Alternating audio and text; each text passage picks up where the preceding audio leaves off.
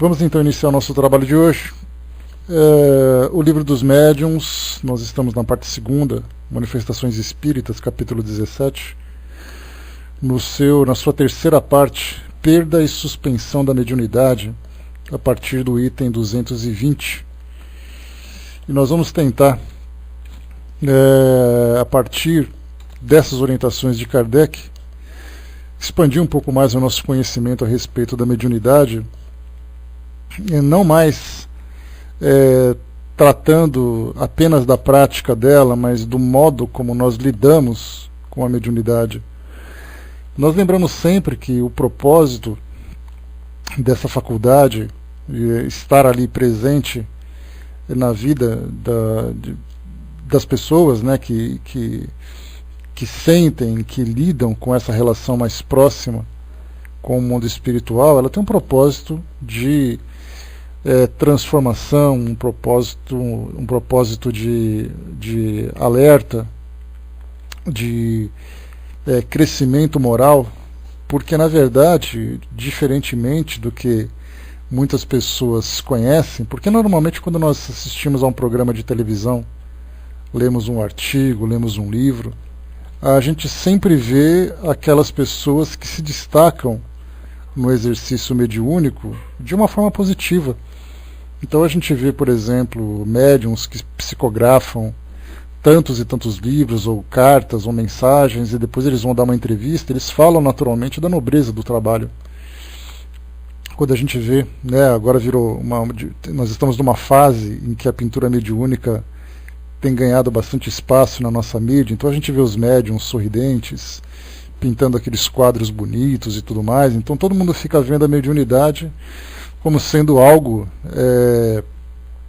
que proporciona muito mais o destaque pessoal do médium do que como uma missão, do que como uma forma das pessoas se transformarem moralmente. Então, como a gente sempre fala, que mediunidade ela não é um privilégio, mas ela é uma grande responsabilidade, é uma grande cobrança, e em vez de nós pensarmos no status que ela pode provocar, que ela pode oferecer, nós temos que pensar exatamente o contrário, que é nas dificuldades que são apresentadas, não dificuldades para impedir, mas dificuldades para exigir que haja um esforço maior, para exigir que haja uma perseverança, mudanças de conduta, mudanças de pensamento, para que possa ter uma vida equilibrada, seja no exercício direto da mediunidade, no trabalho mediúnico, seja na lida do dia a dia que muitas pessoas têm. Nós lembramos que a mediunidade ela não é uma exclusividade da doutrina espírita, ela é uma faculdade inerente ao ser humano, e não importa onde ele esteja, não importa qual a sua idade, não importa qual é a sua crença, ele está sujeito a vivenciar essa experiência, e isso pode ser para ele uma experiência positiva ou uma experiência bastante dolorosa, porque o que nós observamos, o que nós vemos no nosso dia a dia, são casos em que algumas pessoas comentam uma experiência aqui, a outra ali, o outro se vê como um trabalhador, mas há casos em que a vida da pessoa é completamente transformada e ela vive num transtorno enorme, exatamente por causa da mediunidade, da forma como ela lida com a mediunidade e com o mundo espiritual. Quando nós falamos sobre esse capítulo que trata da perda e da suspensão da mediunidade, nós temos dois aspectos interessantes, três aspectos, podemos dizer assim, interessantes a observarmos. O que Kardec abordou aqui, a princípio, trata exatamente do médium, já em pleno exercício mediúnico, e de tudo aquilo que pode acarretar a suspensão ou a perda da mediunidade, em virtude da forma como ele se conduz, da forma como ele lida com a mediunidade, principalmente dentro dos critérios morais que são exigidos para que haja um trabalho bem desenvolvido. Mas a gente pode ir além. porque normalmente a gente pensa assim, né? Poxa, o médium, quando ele perde a mediunidade, é porque alguma coisa ele fez de errado. É porque algum equívoco houve na forma como ele conduz o seu trabalho, seja por uma questão de orgulho, seja por uma questão de benefícios próprios que ele espera receber, seja por causa da negligência com a tarefa que ele realiza. Então é o primeiro pensamento que nós temos quando se fala em perda e suspensão de mediunidade. Mas só para vocês terem uma ideia, de um modo muito simples, que a gente vai tentar se aprofundar um pouquinho mais no decorrer do nosso estudo, a gente imagina, por exemplo, situações que são bastante comuns quando nós pegamos numa família comum, no seu dia a dia, na sua rotina, onde nós temos ali os pais, temos ali as crianças, e de repente uma dessas crianças acorda à noite gritando, dizendo que viu uma pessoa em pé, né, do lado da cama dela. Os pais começam a ficar preocupados, começam a se perguntar o que isso aconteceu, o que pode ter acontecido, levam ao médico, porque a crença religiosa que elas têm não admite esse tipo de experiência, leva no psiquiatra, leva no psicólogo, depois ela acaba sendo orientada por um amigo que é espírito, que tem um conhecimento espírita, que em certo lugar tem um centro espírita que pode ajudar. Essa criança é conduzida àquele local, os pais são orientados, a criança se submete a um tratamento e aí então a mediunidade dela acaba sendo suspensa. Esse é um dos casos que a gente tem.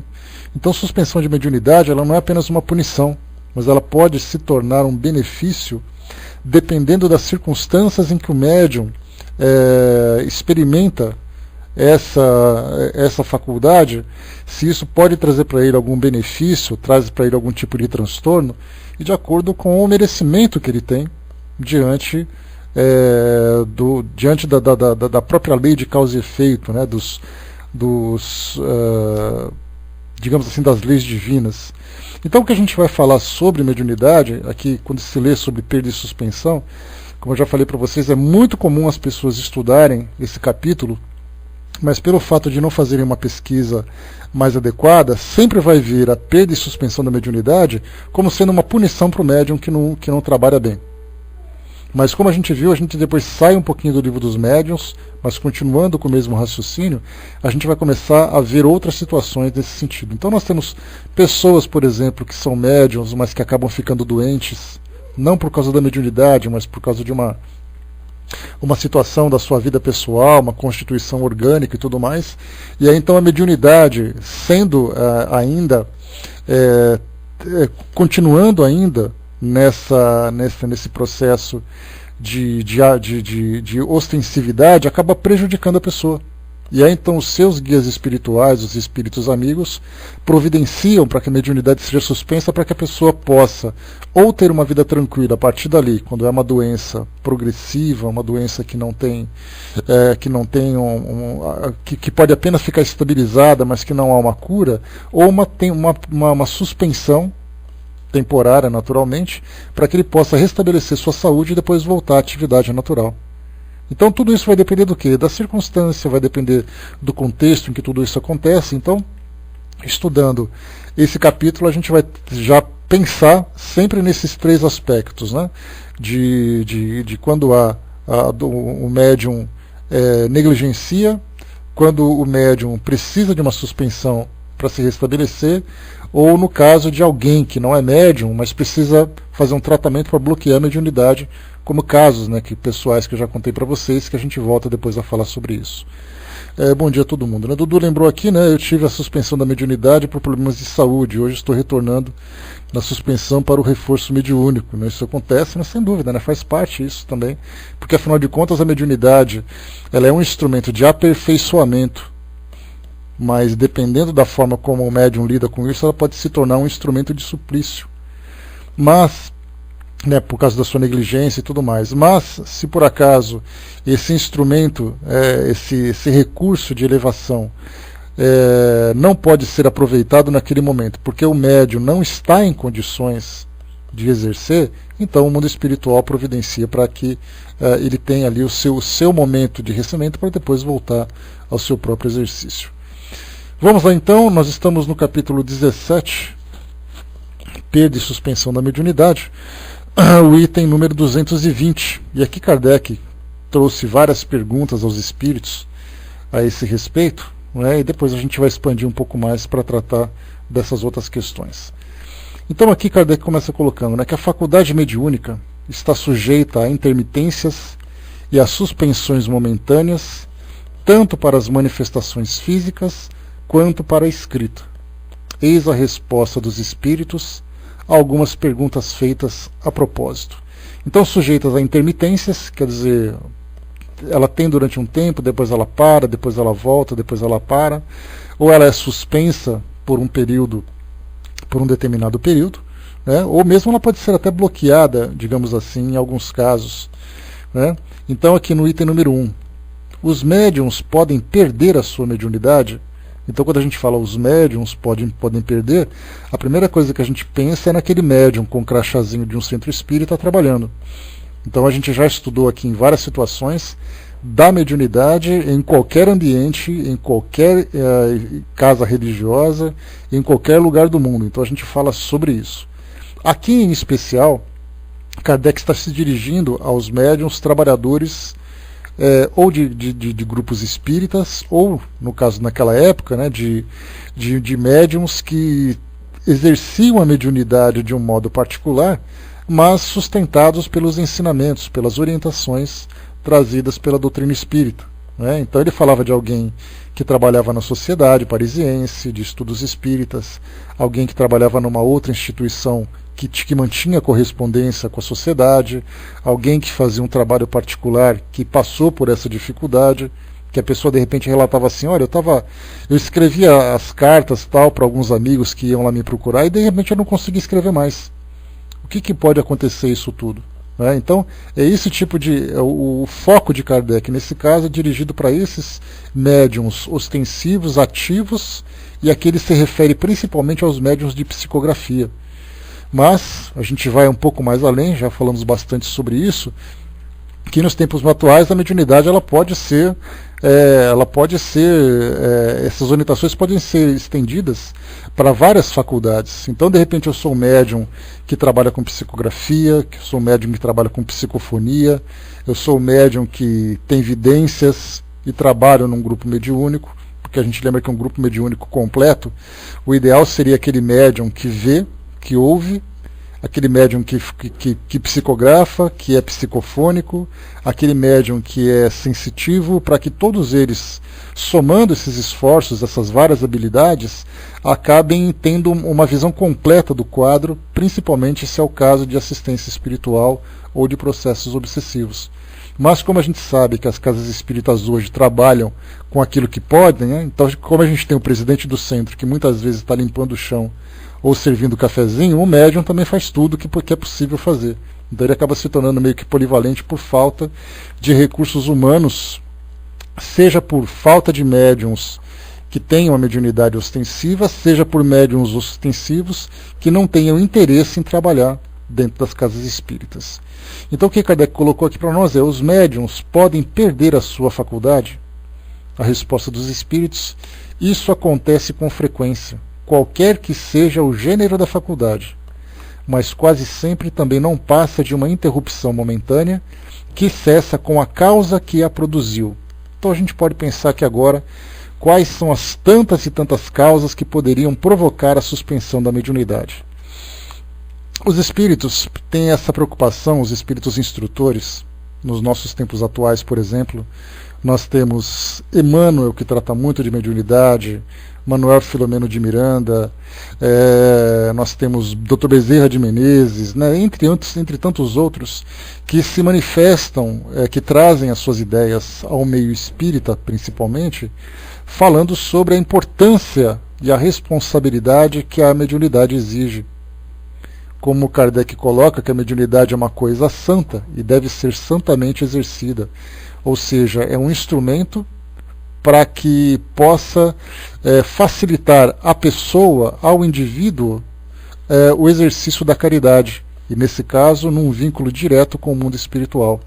Então eu posso utilizar a mediunidade de cura, eu posso utilizar a mediunidade de psicofonia ou psicografia para auxiliar na comunicação com familiares, para trazer consolação, para poder ajudar no reequilíbrio diante de um processo obsessivo, podemos ajudar os próprios amigos espirituais, os próprios espíritos que passam por um processo de sofrimento, sejam eles espíritos em desequilíbrio, sejam espíritos obsessores, sejam espíritos desencarnados que precisam, né, que sentem a necessidade de se comunicarem com os nossos amigos espirituais. Então nós temos ali as várias formas que a mediunidade pode ser exercida. Entretanto, quando nós falamos de médiums, nós falamos de pessoas. E quando nós falamos de pessoas, nós falamos também de todas as características, de todas as imperfeições que são inerentes à personalidade humana. Então nós falamos de orgulho, nós falamos de vaidade, nós falamos de egoísmo, nós falamos de medo, nós falamos de conflitos, nós falamos de expectativas e ansiedades. Então nós falamos sobre tudo aquilo que nós conhecemos no nosso dia a dia. A maioria de nós aqui na nossa sala, bom dia pessoal, que chegou, a maioria de nós aqui na nossa sala não é médium ostensivo. E isso significa que o fato de nós não sermos médiums não tira de nós todos os problemas íntimos que nós enfrentamos. Então imagina se nós, com esses mesmos problemas, também com os mesmos problemas, com as mesmas imperfeições, tivéssemos a mediunidade. Né? Então eu seria, por exemplo, um médium muito orgulhoso, me achando especial demais por ser médium. Eu me acharia um médium interesseiro, sabendo que tem pessoas que buscam, né, que têm ali o interesse em se beneficiar dos recursos da mediunidade, e eu posso tirar algum tipo de proveito disso. Algumas vezes, a gente lembra que pela fraqueza humana, eu não preciso necessariamente ter a intenção de me beneficiar, mas algumas vezes, por uma fraqueza de caráter, eu acabo cedendo. A gente lembra que, para quem assistiu ao filme do Chico Xavier o filme, né, que foi aos cinemas em 2010, comemorando, né, o centenário do Chico, a gente lembra de uma passagem que quando ele começava então a psicografar, e as pessoas lá em São Leopoldo, ele era um adolescente, as pessoas lá em São Leopoldo vinham, né, ou iam a São Leopoldo em caravanas para poder receber alguma coisa. O pai dele, que era um homem, digamos assim, de caráter fraco, tentava de todo jeito arrumar um modo de se beneficiar. Então a gente lembra que tinham pessoas que não tinham dinheiro, mas traziam 1 ou 2 galinhas para que pudesse oferecer ao Chico, um leitão, um pacote de qualquer tipo de alimento. Aqueles que eram mais abastados, né, traziam ali algum tipo de presente, seja em dinheiro, seja um relógio. Pessoas que ofereciam, assim, pelo tipo de benefício que recebiam, muitas vezes ofereciam até carros. A gente lembra, né, no caso do Peixotinho, que foi um médium ostensivo de grande magnitude aqui no Brasil, na década de 60, 70, 80, por ali. E aí então tem um caso em que uma pessoa ficou tão feliz que acabou doando para ele um carro. E ele veementemente recusou, porque ele sabia que o exemplo que ele daria aceitando esse carro contrariaria tudo aquilo que a doutrina espírita mostrava em termos de caridade. Então ele auxiliou numa cura, porque ele era um médium de cura de grande potência, e aí então a pessoa foi beneficiada e então doou um carro para ele. E ele naturalmente recusou. E a esposa dele, no documentário sobre a vida do Peixotinho a gente vê muito isso, a esposa era praticamente ali um cão de guarda do lado. Ficava de olho nele e de olho nas pessoas que estavam ali. Inclusive, por exemplo, uma situação em que alguém vinha enchê-lo de elogio, né, porque você é o maior médium do Brasil, porque você é excelente, porque você é isso, né, e a esposa disse para ele assim, isso quem conta são os filhos, né, nesse documentário da TVC, e a esposa diz assim, ele não é o melhor médium do Brasil, ele é o melhor médium do mundo. Aí o senhor aproveita, coloca ele numa vitrine e espera ele cair, com tantos elogios que o senhor está jogando para cima dele. Porque na verdade ele é uma pessoa que tem que trabalhar, porque ele precisa trabalhar, porque ele é uma pessoa devedora. Então não tem que encher ninguém de elogios. Então ela ficava assim meio severa assim para colocar as pessoas no lugar. Então muitas vezes por essa fraqueza de caráter a gente se deixa levar por essa posição de destaque, se deixa levar pelos presentes. O senhor Douglas Home, que nós já estudamos, né, médium de efeitos físicos, também de grande potência, lá da época de Kardec, ele era uma pessoa muito criticada Primeiro porque acreditavam que aquilo que ele fazia era uma grande fraude, né? Então, e depois aqueles que aceitavam, né, aqueles que aceitavam a mediunidade dele, toda aquela capacidade que ele tinha, o criticavam, porque na verdade ele tinha uma conduta bastante interessante, que ele aceitava convites de pessoas, né, ele morava em Londres, então, mas na Europa de modo geral, as pessoas o convidavam para que ele fosse visitá-las e fazer uma demonstração daquilo que ele tinha de faculdade mediúnica, e ele então aceitava a hospedagem das pessoas, e ficava ali, né, durante algumas semanas, alguns poucos meses, vivendo nos casarões, nas mansões das pessoas que eram muito ricas, para que ele pudesse fazer ali o trabalho. Então ele era criticado exatamente por isso, porque ele se aproveitava, né, e interessante que ele não era espírita, né? Então ele, apesar também, né, Décio, que o espiritismo naquela época ele estava em desenvolvimento ainda. Então mesmo que fossem médiums, poucos médiums naquela época eram espíritas, né? Então assim, eram espíritas aqueles que tinham contato com a sociedade, eram aqueles que tinham interesse em conhecer um pouquinho mais essa parte didática, né? Agora no caso de Douglas Home, ele era um médium pronto, formado, né? Não tinha ali a base teórica, mas a prática era bastante clara, e ele então tirava proveito disso tudo. Então assim, o que ele era criticado era dos presentes, que as pessoas da alta sociedade davam para ele casacos, roupas, presentes, hospedagem e tudo mais, e ele se aproveitava disso. E esse era um caso que ele sofria muitas críticas, né, na atualidade. Então, como a gente vê assim, nesse caso, a causa que pode ter produzido, que a gente colocou aqui nessa pergunta número 1, que a mediunidade ela volta, nessa interrupção cessa com a causa que a produziu.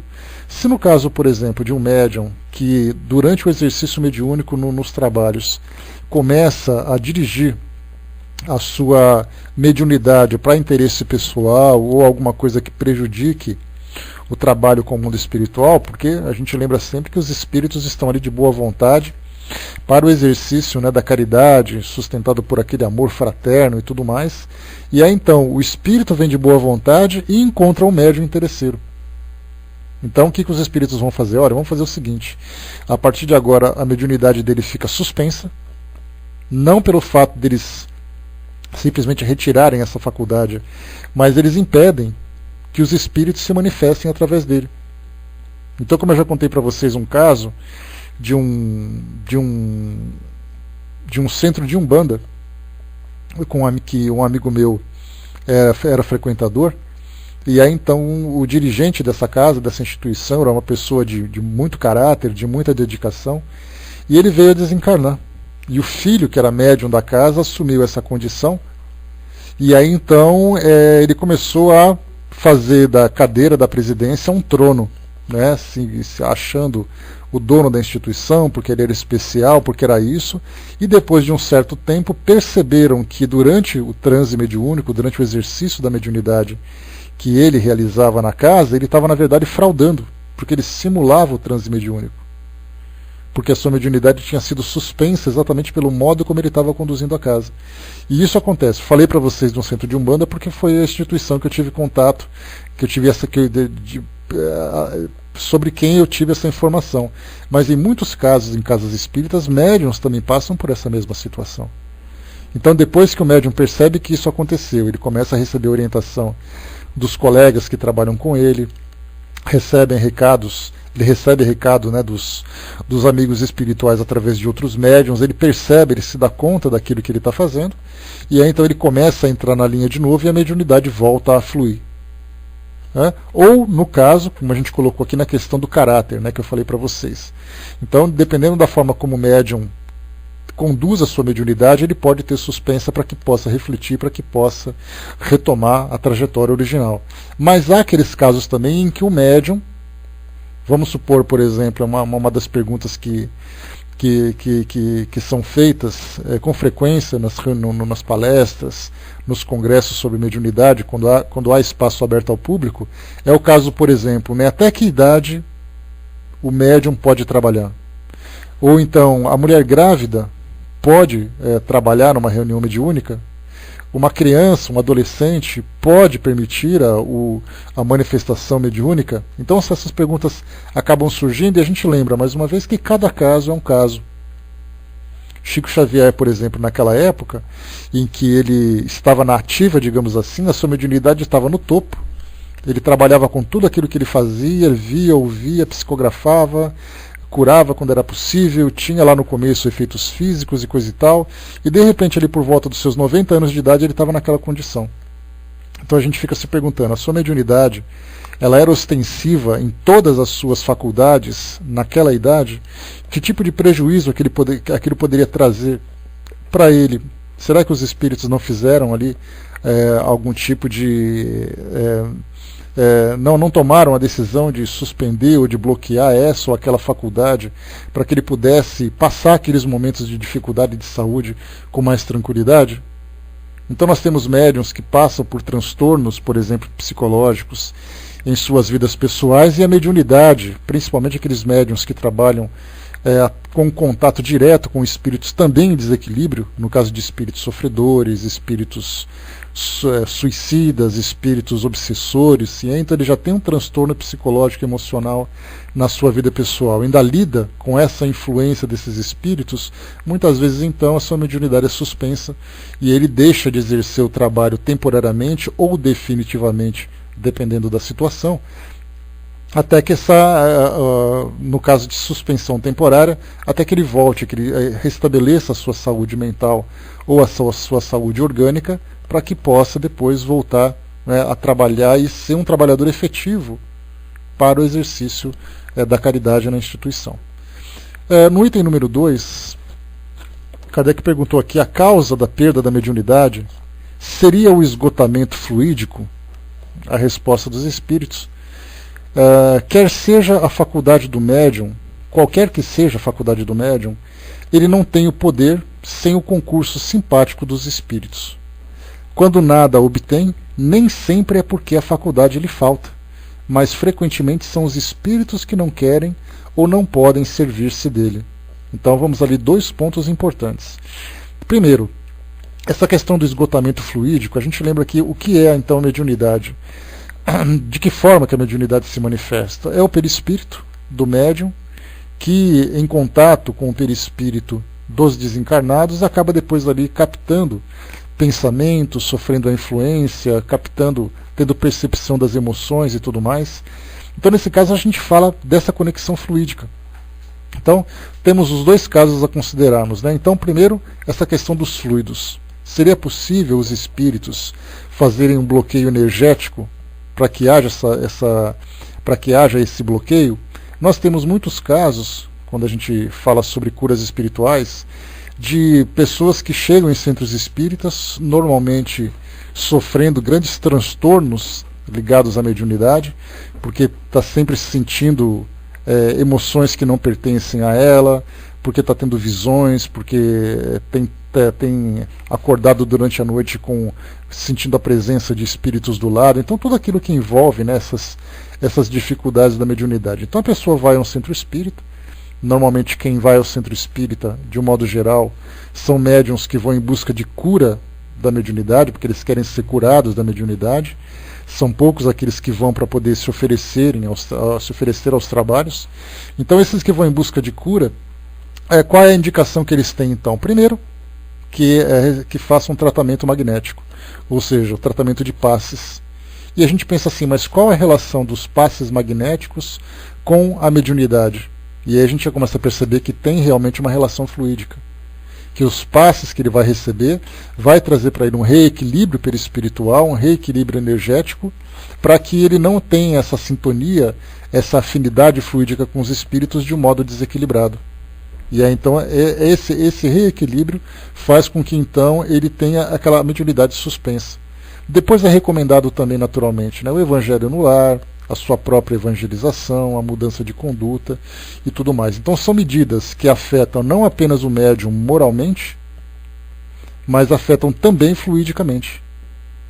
Mas então aqui o que os espíritos colocam para nós é assim, que nesse caso, a mediunidade, independente do que entendamos com ela, o fato de tornar o indivíduo medianeiro entre o mundo espiritual e o mundo material, mostra exatamente que sem o mundo espiritual ele não é médium.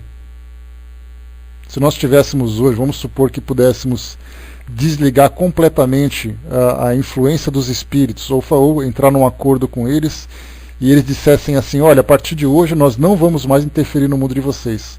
Não importa se eu fisicamente tenho condições de perceber o mundo espiritual, sem a presença dos espíritos simplesmente não significa nada. Eu me torno uma pessoa comum.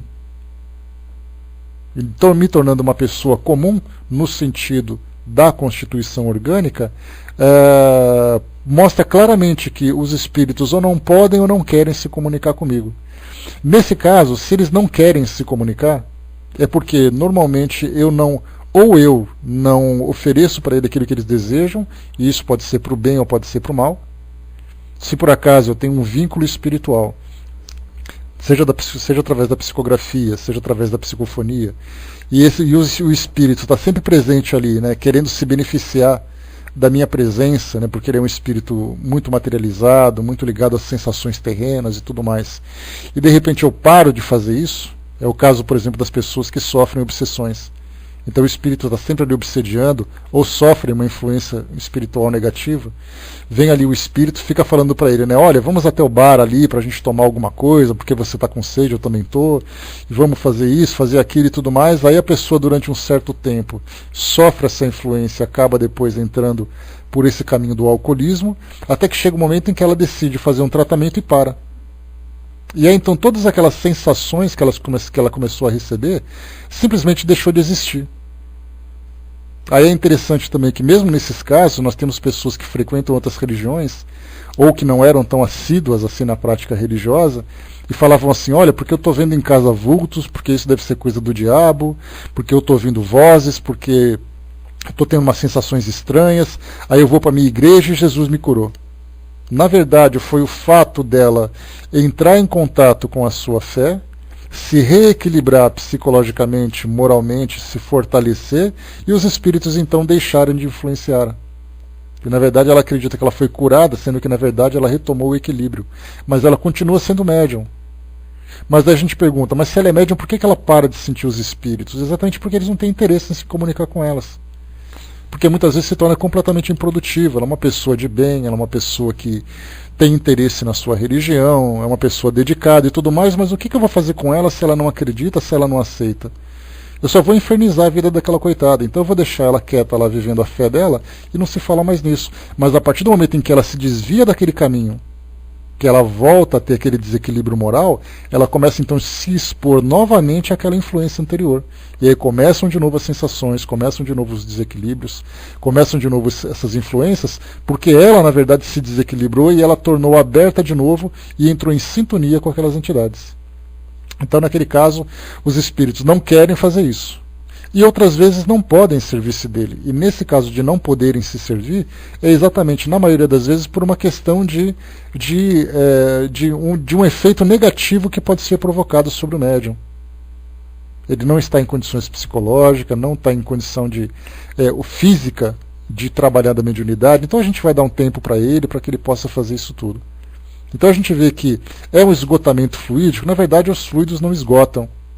Mas os fluidos podem ser manipulados, eles podem ser potencializados, eles podem ser influenciados pelo passe magnético.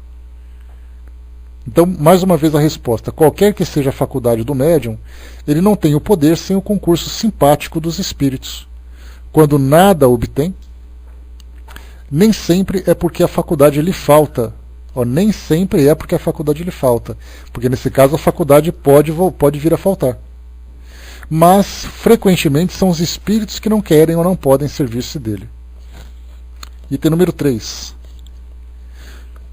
Qual a causa do abandono do médium pelos espíritos? Então aqui a gente já começa também a falar sobre o trabalho realizado nas instituições, e aí então durante um certo tempo eu vou me comunicando com os espíritos, né, normalmente naqueles espíritos com quem eu tenho uma relação mais direta, mais próxima, mais frequente, e aí então do nada eu não consigo mais psicografar.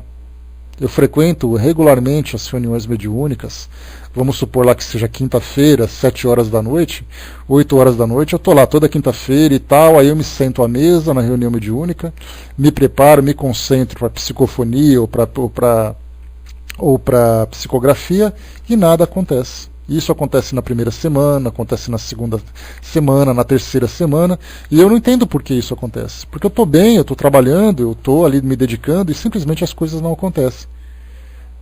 E há alguns casos, em que que eu já comentei com vocês, em que o médium vai até o centro espírita, fica nessa condição de não acontecer nada e no próximo acontece.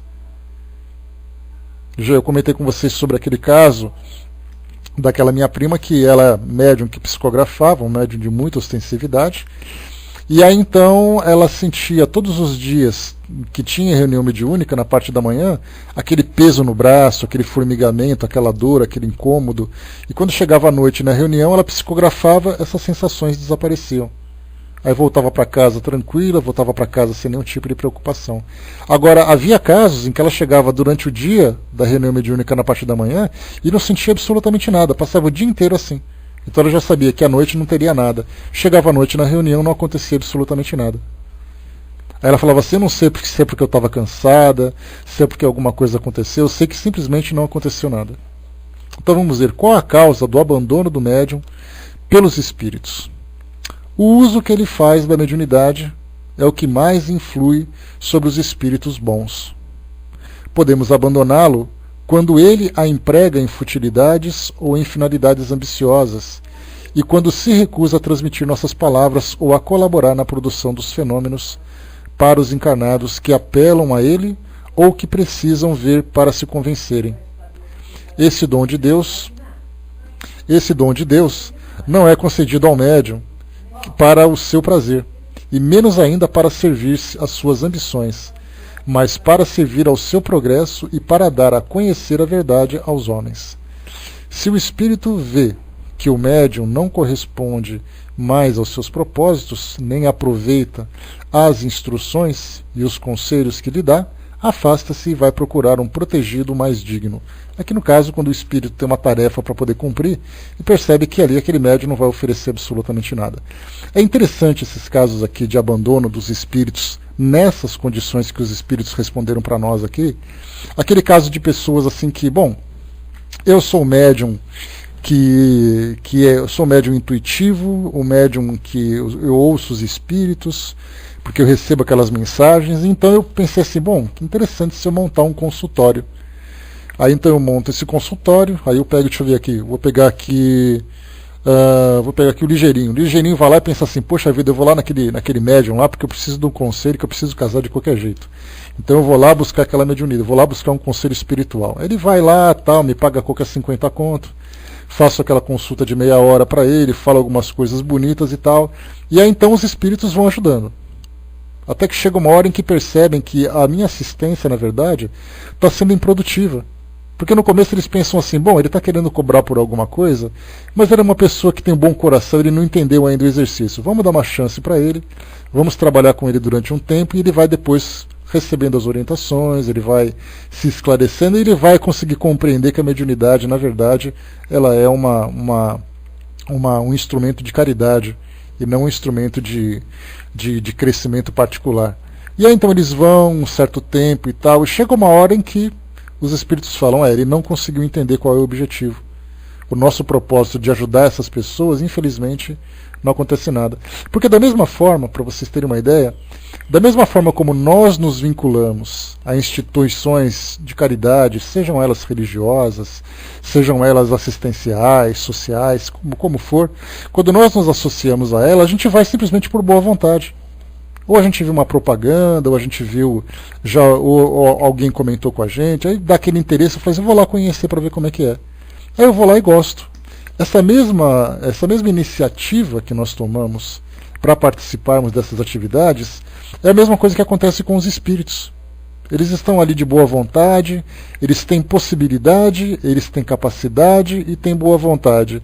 Aí eles percebem que tem um médium disposto a trabalhar, uma instituição que oferece, eles vão e se vinculam a ela. Não é uma obrigação que todo espírito, porque o que a gente vê na literatura espírita é sempre aquela coisa, um espírito que está lá que ele precisa trabalhar. Dá a impressão de que obrigatoriamente você tem que passar lá no departamento de trabalho, do Ministério de Trabalho lá, e você precisa se credenciar, se cadastrar para trabalhar. Na verdade, isso é uma iniciativa pessoal. A laborterapia, como nós sabemos aqui no nosso mundo atual, a laborterapia é uma forma de fazer com que as pessoas ocupem suas mentes, se desenvolvam intelectualmente, se desenvolvam também socialmente e, consequentemente, moralmente. No mundo espiritual não é diferente. Então, a recomendação para o trabalho, digamos assim, é uma terapia. Mas, na verdade, para aqueles que estão dispostos a trabalhar, vão tomar as mesmas iniciativas do que nós tomamos aqui. Aí eu vejo alguém ali e começo a trabalhar com ele. Só que chega uma hora que eu percebo que ele não está querendo trabalhar adequadamente. Eu percebo que o interesse dele é outro.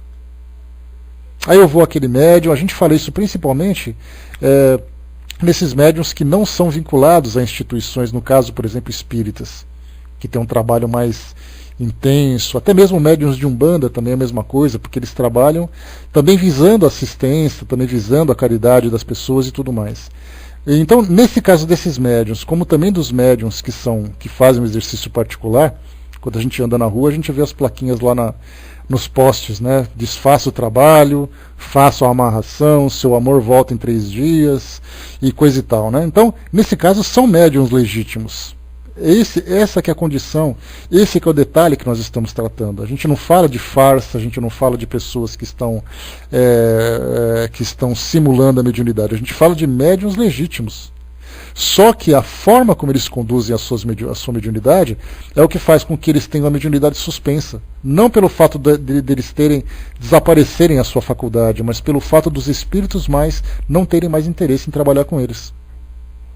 E aí então ele começa a fazer o quê? Ele começa a simular a mediunidade e ele começa a falar aquela mesma coisa. É o caso que aparece, por exemplo, que a gente vê na televisão, que todo mundo que vai a essas pessoas, as frases já estão prontas. Então ela já sabe o que perguntar, ela já começa a analisar a sua reação diante daquilo que ela passa, ela começa a fazer uma leitura da sua linguagem física, da sua linguagem facial, e aí então ela vai te manipulando. Mas no início ela poderia realmente ter sido médium. E aí, por esse abandono, para não perder a sua fonte de recursos, para não perder o status que ela tem, ela começa então a simulação. E as pessoas vulneráveis psicologicamente, e as pessoas estão ali suscetíveis a qualquer tipo de influência, então começa assim a lei da oferta e da procura. Ela oferece aquele ambiente, aquela palavra, aquela ideia da assistência espiritual, e a procura é da parte daquelas pessoas que estão ali interessadas em obter uma resposta. A Lívia lembrou, né? Ainda garantem o dinheiro de volta caso não funcione. Pois é. E nesse caso também a gente tem aqueles médiuns que têm ali os seus vínculos com o mundo espiritual, que são aí tão interessados quanto eles.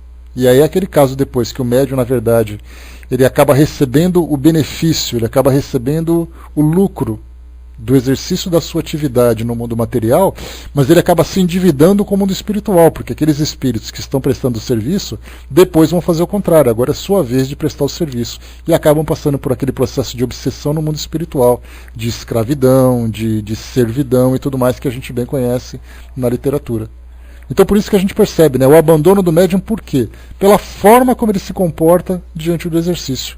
Se é nas casas espíritas, a gente vê que aquele médium que é encrenqueiro, que só provoca intriga, aquele médium que é muito crítico, aquele médium que toda vez que está na reunião mediúnica provoca um mal-estar entre os participantes. Chega uma hora que ele não consegue mais trabalhar. Aí ele fala assim, poxa, eu estou vindo aqui, os espíritos não estão se comunicando comigo e tal. Aí começa a acontecer o quê? Dependendo da circunstância. Ou ele começa a inventar mensagens,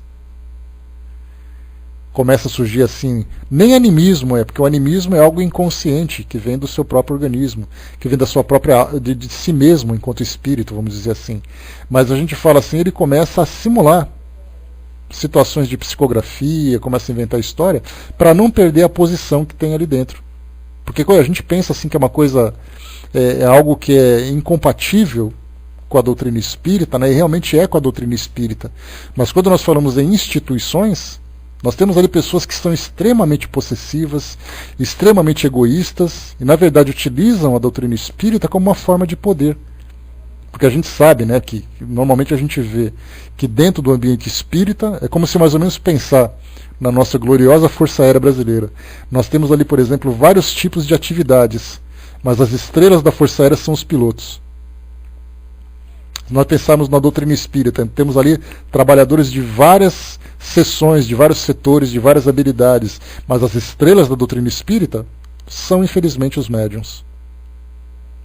Então, vendo dessa forma, infelizmente a gente acaba percebendo que esse orgulho, que essa vaidade acaba subindo na cabeça das pessoas, e aí então os trabalhadores, que são dedicados, que são atenciosos, que são responsáveis, começam a perceber que o médium se desviou daquela conduta ideal, e aí não tem mais interesse em trabalhar. Até porque isso faria com que a sua vaidade ficaria cada vez mais alimentada. Seria quase que um endosso naquela conduta. É uma conduta inadequada, e mesmo assim ele continua trabalhando ativamente. E isso quer dizer o quê? Que ele está certo, então. Aí os espíritos que são ali os orientadores da casa falem, não, a partir de agora ele já não mais recebe comunicações através desse trabalho. Tocaneiro colocou, né, até desvia toda a vida de uma pessoa com aquela premonição. Sim. Alguém olha para você assim e fala assim, estou vendo a sua aura um pouco escura, acho que alguma coisa ruim vai acontecer. Essa pessoa não vai ter tranquilidade durante um bom tempo. Ou então assim você olha para o rosto de uma pessoa que é insegura, né, que ela é casada, é insegura, e fala assim, estou vendo uma outra pessoa cruzando o seu caminho. Pronto, a ideia da infidelidade, aquela coisa toda. Então, quer dizer, essas informações são extremamente problemáticas. Né? Lute colocou, bom dia, Lute. Eu vejo e converso com a minha mãe que desencarnou faz 16 anos. Antes eu pedia para vê-la e nada acontecia. Com o tempo eu fui sentindo a presença e por mais que digam que eu não devo fazer isso, eu faço, eu chamo e eu converso. Até onde eu estou errado.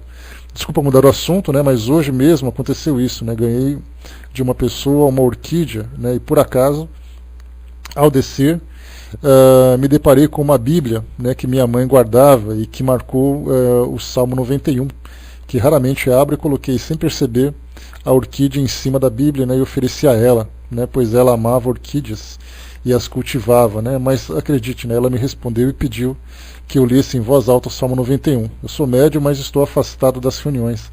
Mais uma vez, desculpa mudar de assunto, mas pode responder depois, né? Eu vou te adicionar. Não tem problema, não. A gente fala sobre isso sim, Lute, porque quando a gente fala sobre mediunidade, a gente abrange, principalmente nesse assunto, perda e suspensão, a gente fala daqueles que têm e daqueles que não têm. Então a sua experiência, certamente, ela é bastante ilustrativa para o nosso trabalho e coloca sempre as dúvidas de vocês aí. Né, se não puder responder hoje, a gente marca outro dia, mas o seu assunto ele é oportuno para nós. Né? A gente já conversou aqui no nosso trabalho, em estudos anteriores, a respeito dessas evocações particulares. Né? Se você vai a um centro espírita e você faz esse comentário de que você fez a evocação da sua mãe na sua casa, que você sente a presença dela e coisa e tal, eles vão dizer assim para você, olha, é melhor você não fazer isso. Porque o centro espírita é um lugar mais protegido, porque o centro espírita vai te oferecer as condições para você trabalhar mediunicamente, coisa e tal. Mas o que a gente fez? Nós recorremos, né? Pois é, você e mais, né, mais um tanto que tem por aí afora. Então o que acontece? Quando nós estudamos o livro dos médiuns, no capítulo anterior, que fala sobre nesse mesmo capítulo 17, mas no primeiro item, dá uma lidinha lá, quando fala sobre a formação dos médiuns ou o desenvolvimento da mediunidade, Kardec ele comentava o seguinte, que a mediunidade, se ela for bem equilibrada, se você tiver o estudo para poder lidar com as influências espirituais, você não tem contraindicação. A preocupação que você tem é que você tenha prevenção. E principalmente para aqueles médiuns que oferecem a sua residência para espíritos se comunicarem de um modo geral. Agora, no caso de evocações familiares, Kardec não só não via nenhum tipo de problema, como ele também incentivava as pessoas a realizarem essas reuniões.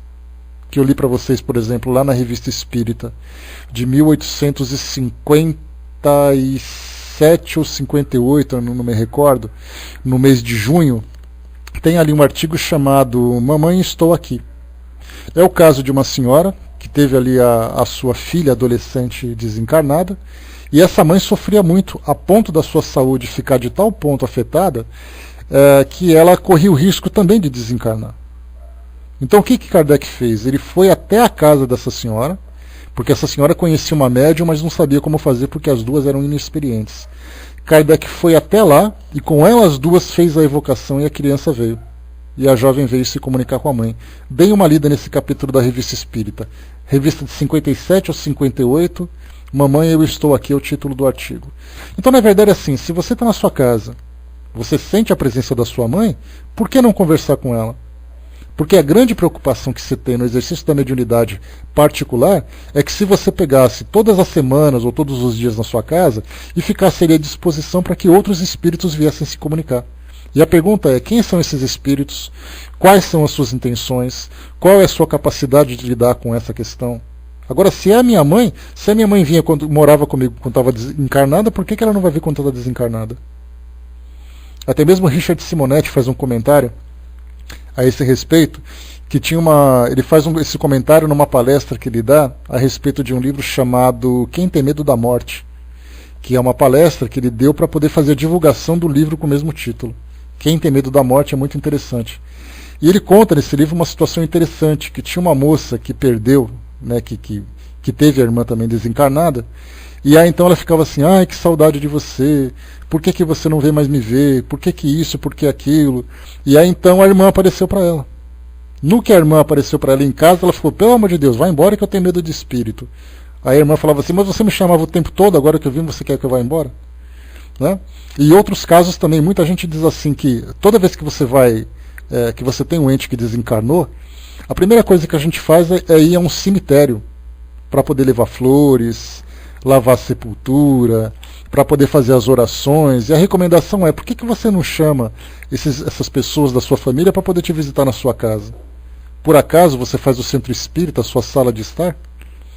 Então, na verdade, é assim, se você tem segurança, se você tem um entendimento que a doutrina espírita pode te oferecer, não existe proibição. Como tudo na doutrina espírita, ela nada proíbe. Ela orienta, ela esclarece, ela educa, te traz ali os benefícios e os malefícios. Se você tem essa instrução, você pode fazer à vontade. Ainda mais sendo a sua mãe, ainda mais sendo um familiar querido, tem mais aqui mesmo. E muitas vezes você nem evoca, muitas vezes você só tem ali a percepção de que está ali. Quantas vezes as pessoas dizem assim, olha, eu sonhei que a minha avó veio me visitar. E a avó foi visitar mesmo. A revelia daquela pessoa.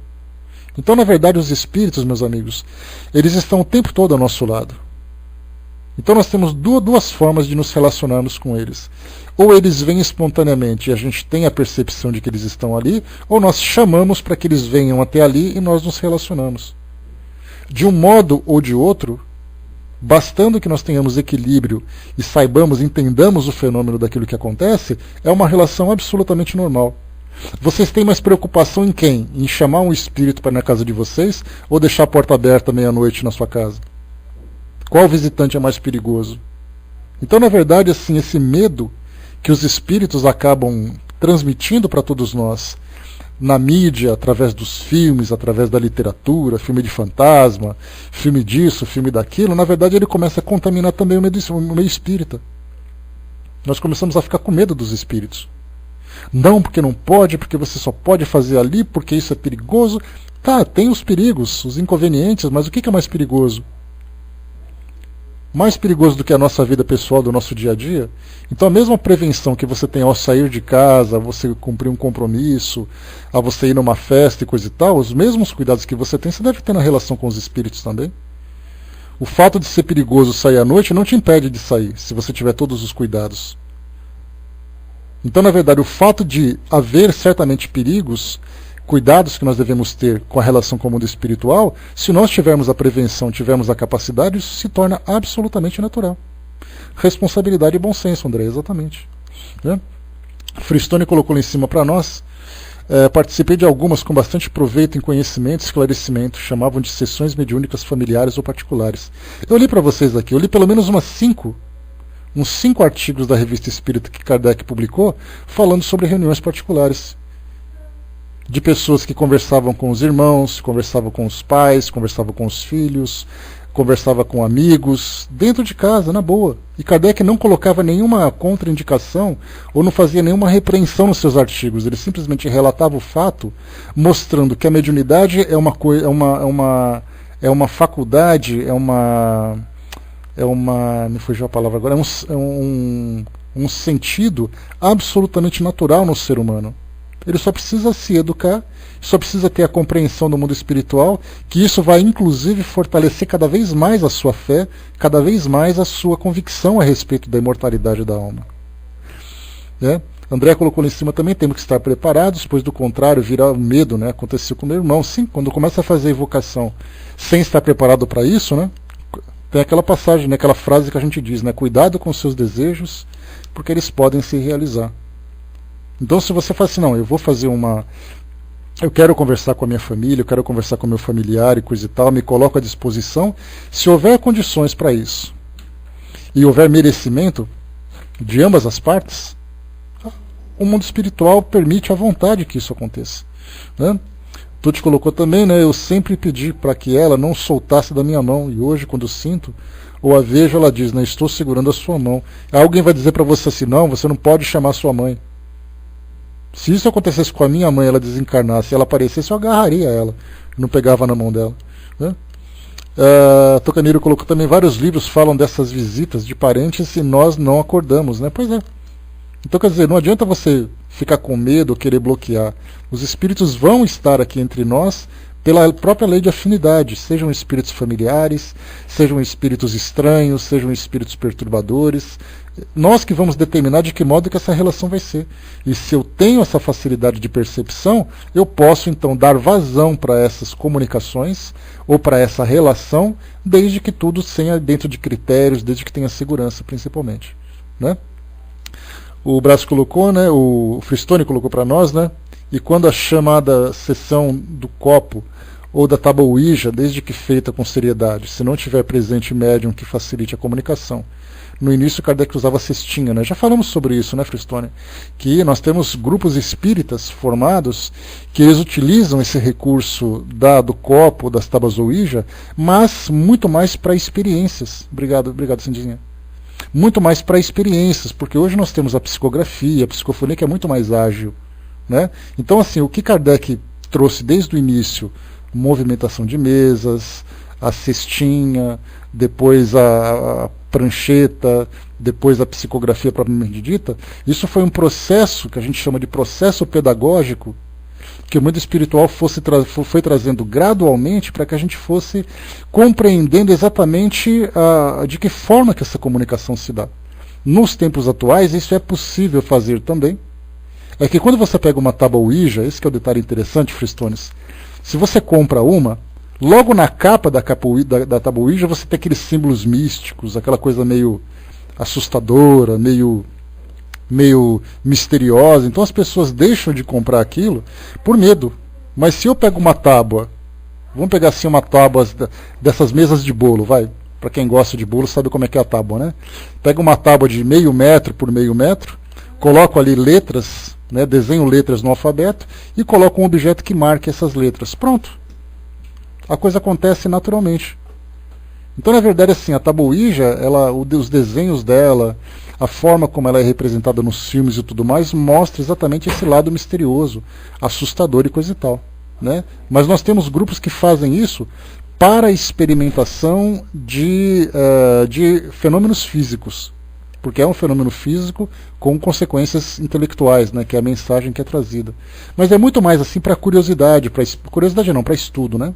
Curiosidade seria a leviandade daquele que faz, né? Mas seria muito mais para estudo. Então, na verdade, medo de espírito, o espírito está ao lado do seu lado o tempo todo. Como disse Raul Teixeira, ou como disse Raul Teixeira numa certa situação, ele chegou assim numa senhora que era médium ela não era espírita, né, mas ela era vidente, e aí então ele chegou assim, e ele se aproximou dela, ela olhou para ele e falou assim, estou vendo uma entidade do seu lado. Ele olhou para ela e falou assim, mas só uma, cadê as outras? Não vieram juntas? Quer dizer, nós estamos o tempo todo acompanhados com esses espíritos. Então não precisamos ter medo, a gente precisa compreender. E compreendendo, essa relação se torna absolutamente saudável.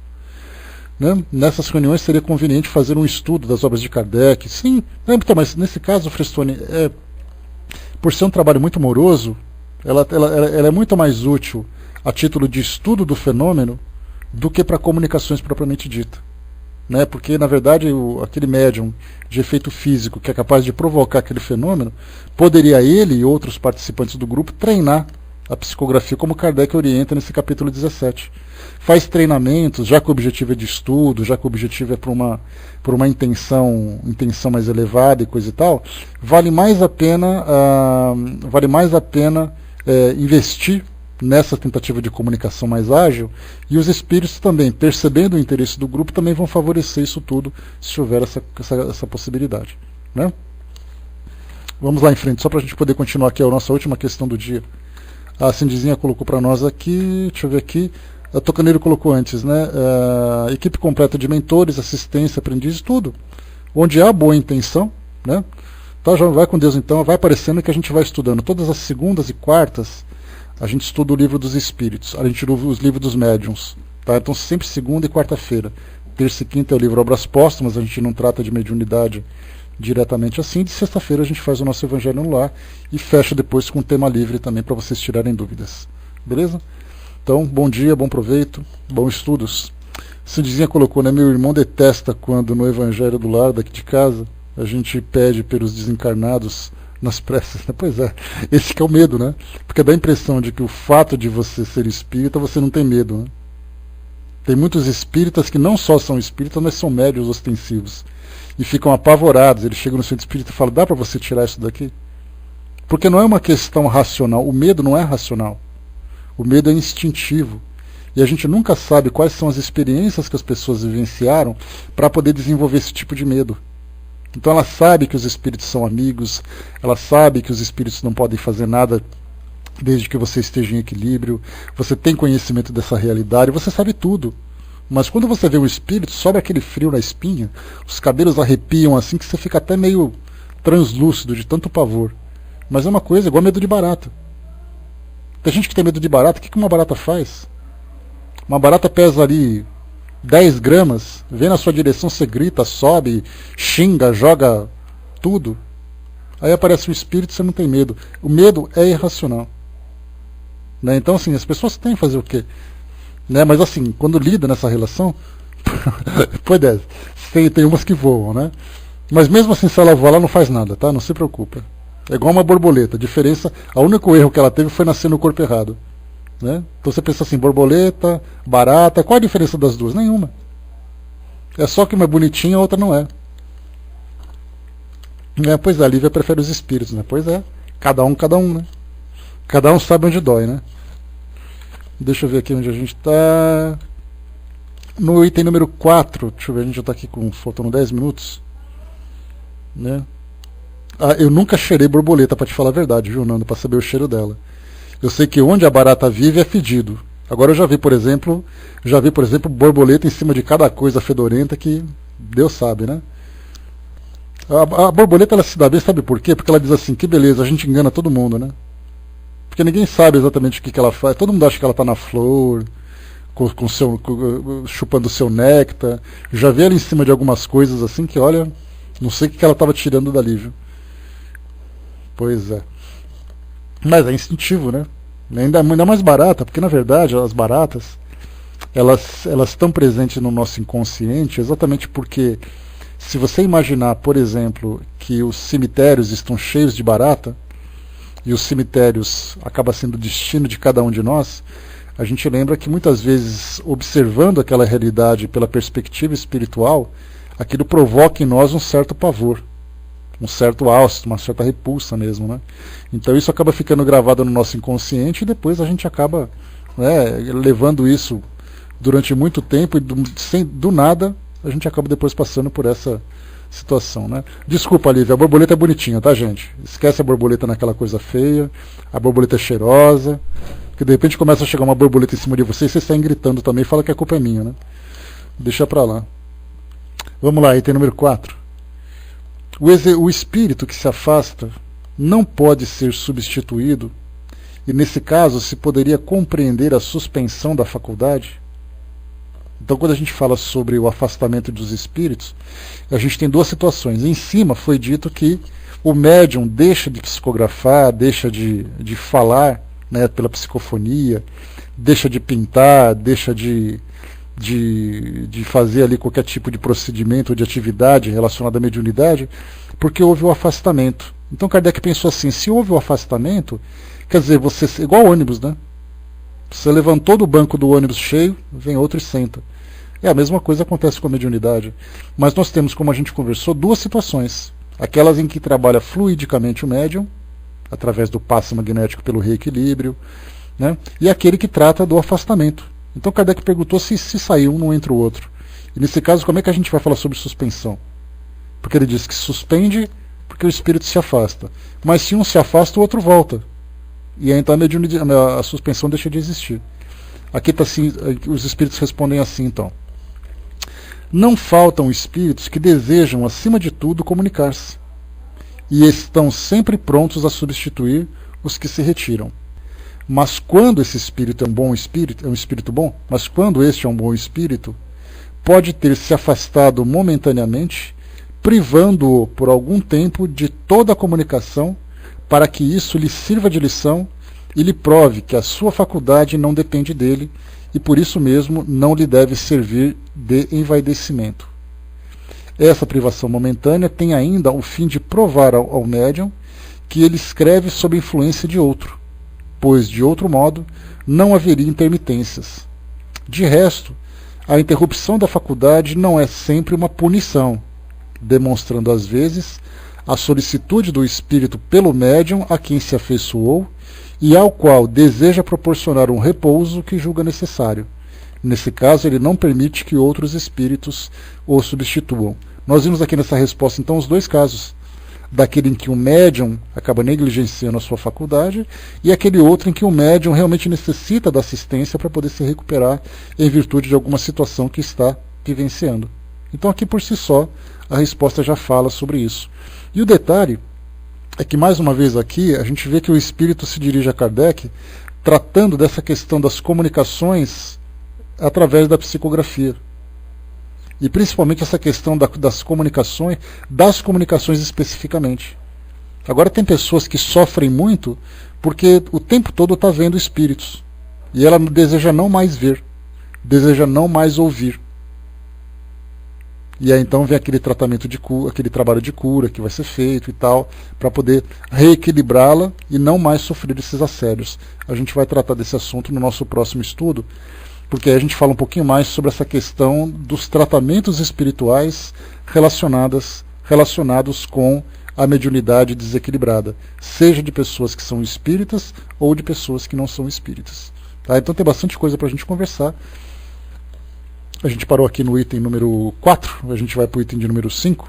Tá? E a gente tem mais 5 minutinhos. Alguém tem alguma dúvida para tirar? Algum comentário para fazer e tal?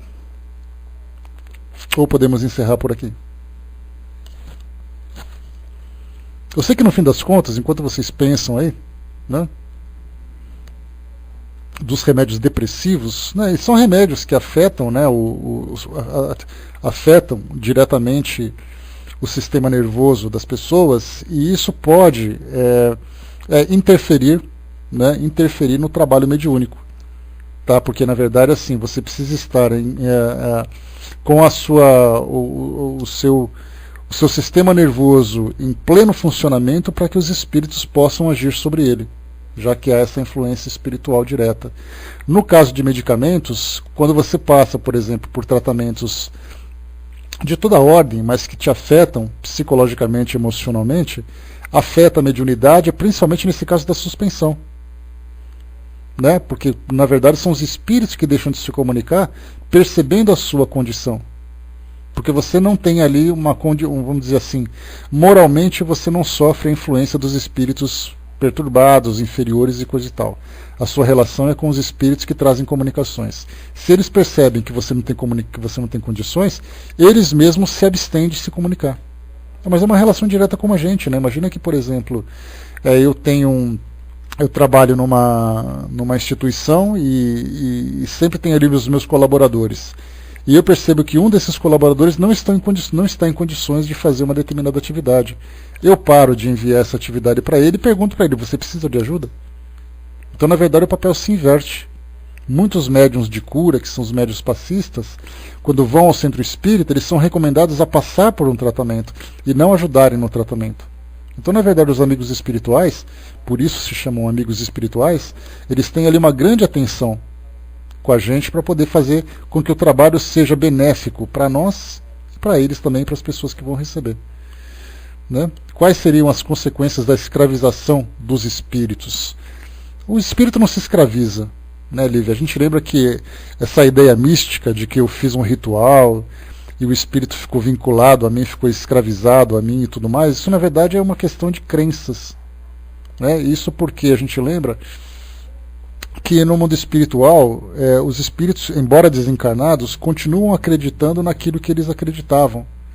Então, se eu faço um ritual e coloco o nome dele ali, vamos supor que eu vou numa praia deserta, faço ali um círculo, boto uma estrela no meio, coloco o nome do espírito no meio e falo para ele que se você não me servir, eu vou fazer com que você vá para o inferno, ou seja lá o que. Se ele acreditar que tudo isso é verdade, e nós temos muitos espíritos que têm essa questão de uma crença muito mística, uma mente muito fraca, eles acreditam nisso e depois acabam passando, mas a partir do momento em que eles se esclarecem e eles percebem que isso foi nada mais, nada menos do que um jogo que você fez, ele acaba na verdade te escravizando depois através de um processo obsessivo. Então você não pode prender ninguém, nem por símbolos, nem por objetos. Kardec fala sobre isso no Livro dos Espíritos. Então, na verdade, essas reuniões que fazem esses trabalhos, porque eu vou fazer essa coisa, eu vou fazer a outra, na verdade são pactos que são feitos. E esses pactos são o quê? Acordos. Eu te dou aquilo que você quer, você me dá aquilo que eu quero. Mas nesses pactos, é como se você chegasse, por exemplo, num grupo de traficantes e falasse para ele assim, olha, eu preciso prejudicar alguém. Você pode me ajudar? Ele fala, é para já, mas depois a gente conversa. Então, na verdade, você não escraviza, você não se submete, é uma questão de crença, de estado psicológico e de livre-arbítrio. São as religiões que criam esse misticismo. Para você ter uma ideia, para a gente poder encerrar. Se eu pegar, por exemplo, na minha casa, e vamos supor que seja uma casa que é frequentada por muitos espíritos, que provoca uma grande perturbação e coisa e tal. Aí de repente eu começo a acender velas no canto da minha casa, dizendo que aquelas velas são sagradas. Se os espíritos acreditarem que a vela é sagrada, beleza. Se não for, eles vão fazer uma rodinha em volta, vão cantar música de acampamento. Então é tudo a questão do quê? Da forma como ele pensa, da forma como ele compreende aquela situação toda. Eu chego numa casa, faço uma estrela de sangue na porta da casa de alguém dizendo que ela está amaldiçoada. Dependendo da minha crença, dependendo do meu estado mental, é só pegar uma buchinha, lavar aquilo lá, acabou. O espírito vai cantar em outro terreiro, como se diz popularmente. Então é tudo uma questão do quê? De pensamento, de crença, de livre-arbítrio. O resto é tudo conversa. Naturalmente a gente tem ali as energias que são manipuladas também. Mas essas energias aí ela acabam influenciando alguém por uma questão de força, digamos assim. É uma influência mais poderosa sobre alguém que tem uma influência menor. Mas a partir do momento em que essa pessoa se reequilibra, ela consegue se libertar desse jugo magnético, digamos assim, que é o que acontece com os processos obsessivos. Mas é uma questão de uma mente forte, mesmo que seja uma mente forte e malévola, perversa, agindo sobre uma mente fraca. Mas é o que acontece no nosso dia a dia. Quantas vezes a gente assiste na televisão o marido que bate na esposa, o marido que grita, a esposa fica com medo chorando, esposa que entra em depressão, esposa que comete suicídio porque não suporta o marido, porque ele fica fazendo aquela pressão e tudo mais. É tudo uma questão do quê? De mentes sobre mentes. A gente vê na TV, felizmente eu só vejo na TV. Seria triste se eu visse isso na realidade. Só para fechar aqui, a Gilda colocou para nós: um médium pode receber passividade de um espírito sofredor e psicografar mensagens boas? Pode, depende da atividade que ele faz. Se a gente pegar, por exemplo, Chico Xavier, ele conversava com suicidas, perturbados, obsessores, mentores espirituais, familiares desencarnados. Uma situação não está vinculada à outra. Tá? É importante a gente lembrar isso. Porque eu receber um espírito sofredor, aliás, isso é uma questão de complexos, Tem médios que são complexados, porque eles vão para a reunião mediúnica assim, o médium do lado só recebe mensagem dizendo: meus irmãos, muita paz em Jesus, que Deus nos ilumine, porque o mundo vai melhorar. E o do outro fica assim, porque eu estou sofrendo, porque a vida é uma porcaria, porque isso, porque aquilo. Aí passa uma semana, 2 semanas, 3 semanas, e ele começa a ficar meio deprimido, porque ele fala assim: poxa vida, as minhas mensagens são sempre de espíritos sofredores, e do outro é sempre um espírito, sobe de um espírito bom. Por que ele é melhor do que eu? Então ele acha que, na verdade, o fato de você auxiliar espírito sofredor te faz inferior àquele que recebe mensagem boa. Então, se você é um trabalhador, você está ali capacitado para várias atividades, dependendo da forma como os espíritos veem que você pode ser produtivo. Posso ser um auxiliar de um espírito? Posso ser um auxiliar de espírito. Assistir a um espírito sofredor. Posso receber uma mensagem edificante? Posso. A mediunidade é a mediunidade. Agora, se no caso é um espírito sofredor, e esse espírito sofredor vem na condição de um processo obsessivo, aí já é diferente. Nós não falamos de exercício mediúnico, nós falamos de processo obsessivo. Aí precisa de um tratamento, de um acompanhamento. É difícil. Né? Deixa eu ver aqui. Né? Pois é, né? O Magazine colocou ainda para nós ali, né? Por isso que dizem que macumba só dura 7 anos. Né? Essa questão de 7, o 7 é um número muito místico. Né? E esse número místico acaba provocando nas pessoas um certo efeito psicológico. Acende 7 velas durante 7 dias. Vocês se lembram, né, daquela vela de 7 dias, né? Que normalmente as pessoas acendem, né? Por que 7 dias? Quer dizer que se eu acender em 5 não funciona? E se eu acender em 8 passa mais? É tudo uma questão do quê? Só misticismo. Eu sei que é Magazine, mas as pessoas acreditam isso com muita força. Usa 7 pulseirinhas, come durante 7 dias. Né? Aí você tem a novena, né? Por que novena? São 9 dias. Mas se eu fizer em 8 não vai dar certo? Poxa vida, se eu esquecer, pular um dia e fizer em 10, como é que fica? Então, na verdade, os espíritos não se preocupam com formas. Eles não se preocupam com os exteriores. Eles se preocupam com o pensamento. É isso que vale, que é o mais importante para nós. Aquele que recebe só daqueles sofredores, né? Deve ser equilibrado. Deve ser mais equilibrado que o outro, sim, sem dúvida. Para que ele não sofra essa influência. Mas, como eu falei para vocês, num trabalho mediúnico, os espíritos sabem como coordenar isso tudo. Meus amigos, chega por hoje. A gente volta a tratar de mediunidade na segunda-feira. Lembrando mais uma vez que na quarta-feira que vem, a gente vai ter o nosso tema livre para fechar aqui o nosso mês. Né? Era na quinta-feira vai ser feriado. Então, quinta-feira que vem não teremos estudos. Mas na quarta-feira nós teremos então o nosso tema livre. Amanhã a gente está de volta fazendo o nosso Obras Póstumas, dando continuidade lá na parte da criação, que nós estamos